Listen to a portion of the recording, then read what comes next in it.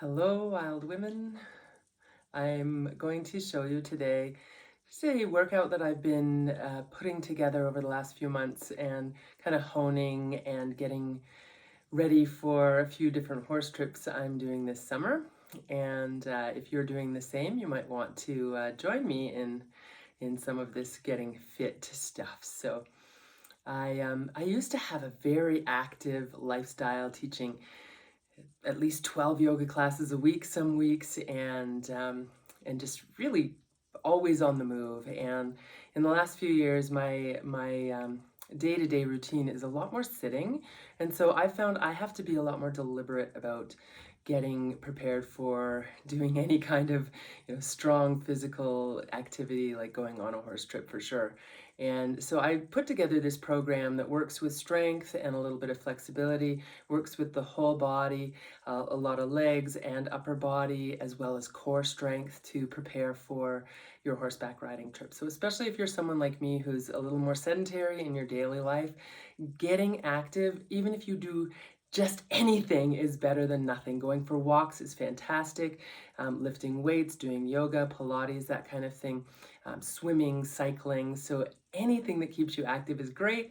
And I found that this routine has worked for me. And I'll let you know how it goes this year on my horse trips, but really trying to keep the muscles that need to be ready to go for that riding. So I'm going to show you a few different exercises, I think 5 or 6 different things. So it's really simple. You can do one set of each and it'll take you maybe 15-20 minutes to go through the whole thing, or you can do 2 or 3 sets of each and it'll take you, up to an hour to do it all. So it's totally up to you. I don't like to push myself. I like to keep it fun. I like to keep it light. So some days I'll just come and grab the weights and do a couple of sets, or do one set of the whole routine, and then other days I'll do a little more. So I'm gonna give you a little demo here, and I hope you join me. So here we go. So if there is a warm-up you like to do, go for it.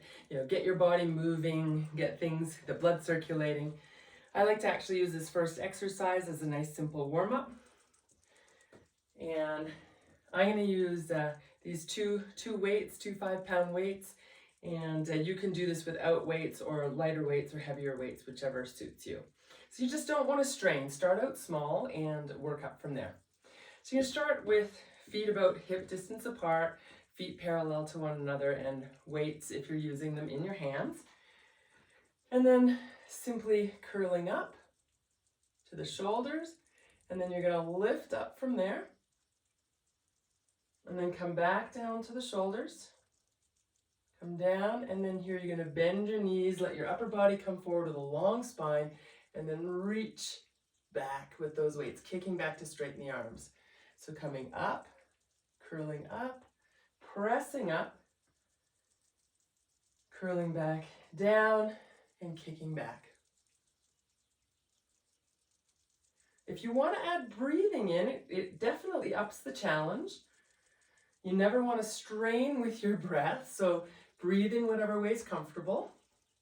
But you could inhale as you lift, adding that yogic breathing. Definitely gives it a little more focus, a little more intention, and a little more challenge.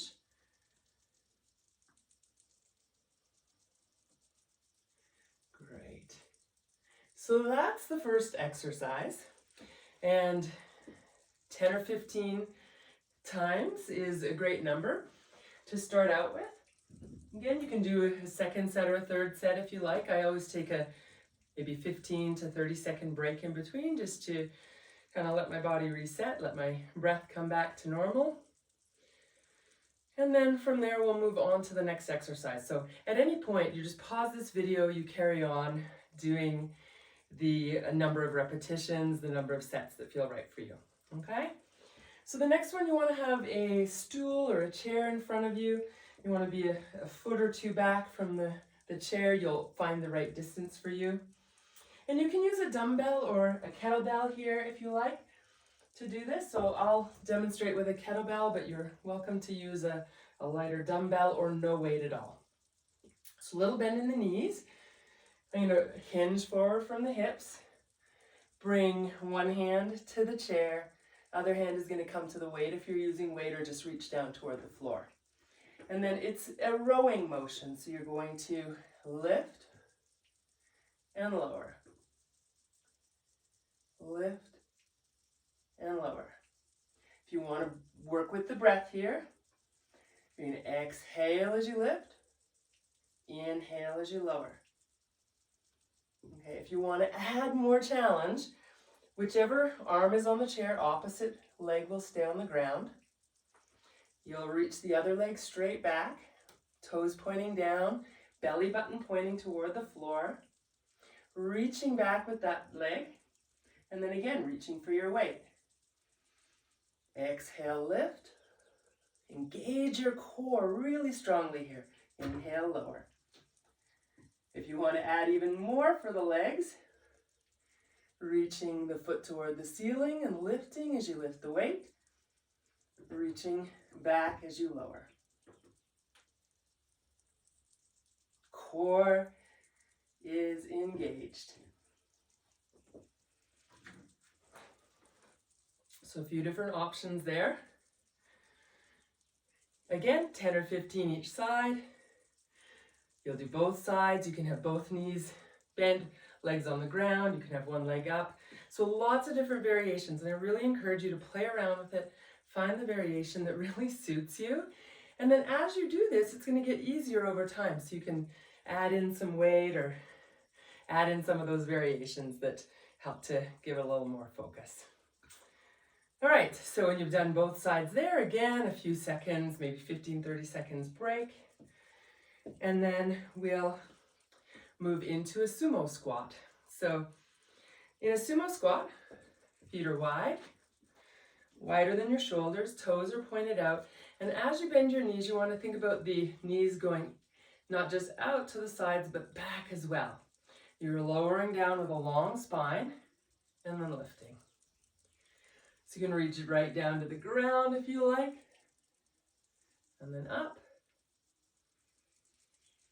Or just going partway down, whatever serves you, right? Straining, forcing your body doesn't serve you. If you want more challenge, right, or as you progress, you can use a weight. So you'd reach down, take your weight, and lift up. And then you're going to keep a hold of that weight, reach down, and lift. You can add an upright row if you want to keep working with the upper body a little bit more.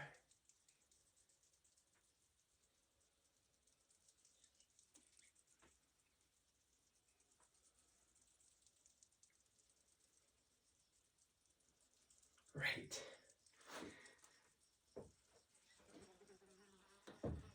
So again, take your time, 10, 15, 1 or 2 or 3 sets. And then horseback riding is a lot of legs, right? So we're going to keep working on those legs. All of these exercises also have some impact on core, and we're often working upper body at the same time. So in this one, legs are wide. This time the feet are parallel, so toes pointing straight forward. I like to start with a little movement, warm up, so hands on the hips. As one knee bends, you're going to send the hips back and let your body come over that bent leg, and then other direction. So that's the simple version. If you want a little more, opposite hand reaches for the knee, the shin, or the foot. And then again, you could also reach the opposite arm straight out. So once each way is one time, 10 or 15 all together. And if you find that that's easy and you want more, you can also, of course, add weight. So what I like to do is I'm going to reach across. I'm going to lift up that kettlebell. I'm going to bring it to my chest. I'm going to switch sides and place it down. Other arm can reach out, lift, switch, place it down. All right? And if you still want more, as you reach across for that kettlebell, take a dumbbell, reach it out, thumb down, so you're really working the triceps. Kettlebell to your chest, switch sides. Place your kettlebell down, switch hands, and again, reach it out to the side. You're gonna lift, take it over, and down. So you'll find just doing a few of those, I'm feeling it, feeling the effort. So don't overdo it with the weight. You want to still be able to do 10 or 15 each side. So you might use no weight or less weight to achieve that and then build up over time. All right? Take a break in between. I always like to just kind of make sure I'm not holding tension. Shake it out a little bit.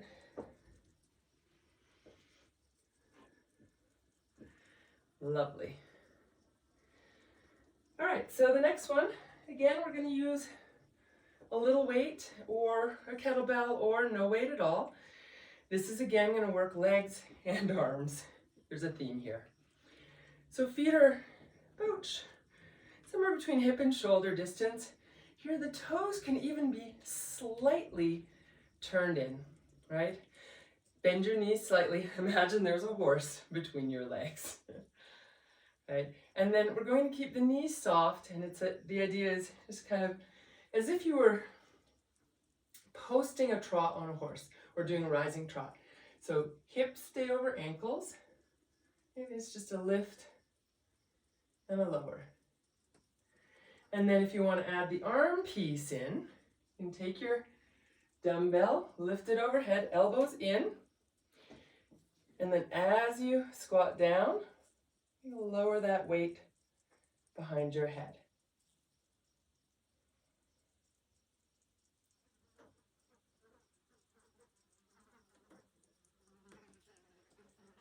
Again, if you want to add the breathing, exhale down, inhale, lift.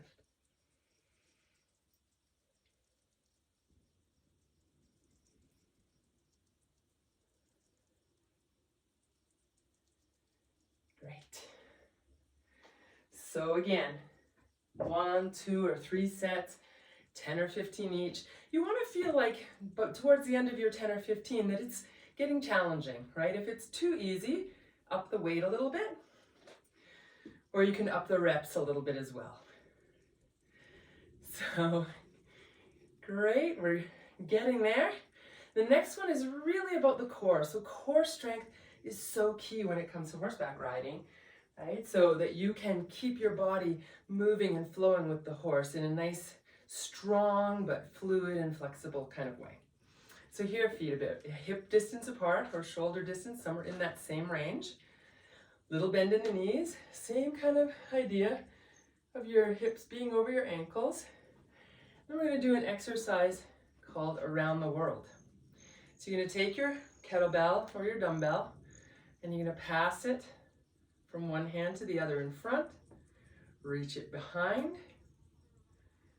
switch hands and come out. And I like to add just this little bit of movement to the side because that's going to work my shoulders a bit more. Again, multitasking, going slowly. It's surprising how much effort this really simple looking exercise can be. All right, so some days I'm feeling really energetic, I'll add an upright row, or I'll add a deep squat in between. So it's totally up to you. I like to switch it up. And you can go the other direction.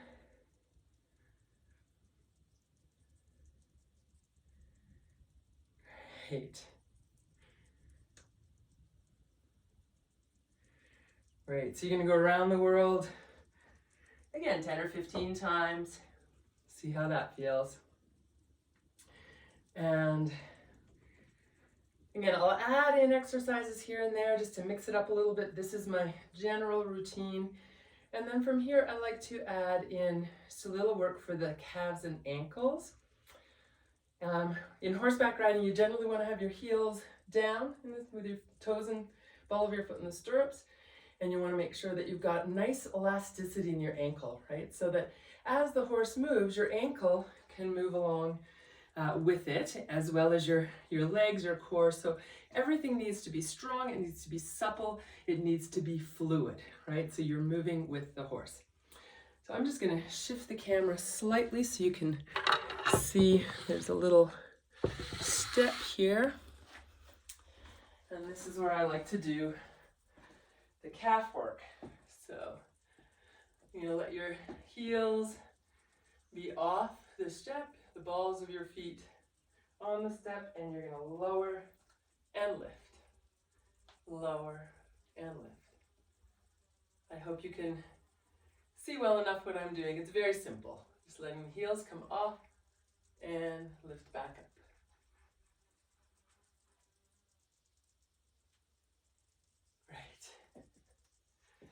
Right, so I'll do a few more of those usually, maybe 25, 30. I want to feel that burn in the calves and get a nice stretch in the ankles.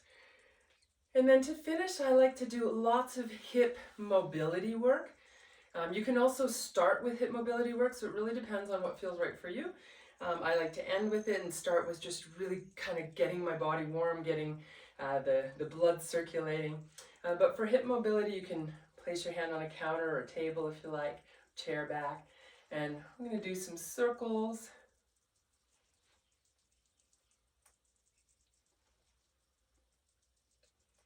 So each direction and each leg. So maybe 5 or so circles one way and then go the other way.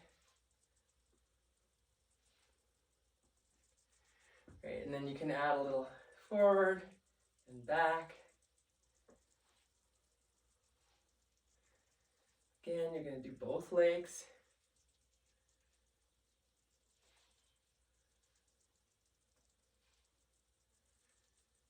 Great, and then a little side to side. So out to the side, cross the front, out to the side, cross the back. Just working within your own comfortable range. We're not trying to force anything, ever, here. I'm just working with the body as it is, trying to find a little more mobility, a little more strength, and a lot more ease as we go. Great. And then you can finish with some nice, easy circles.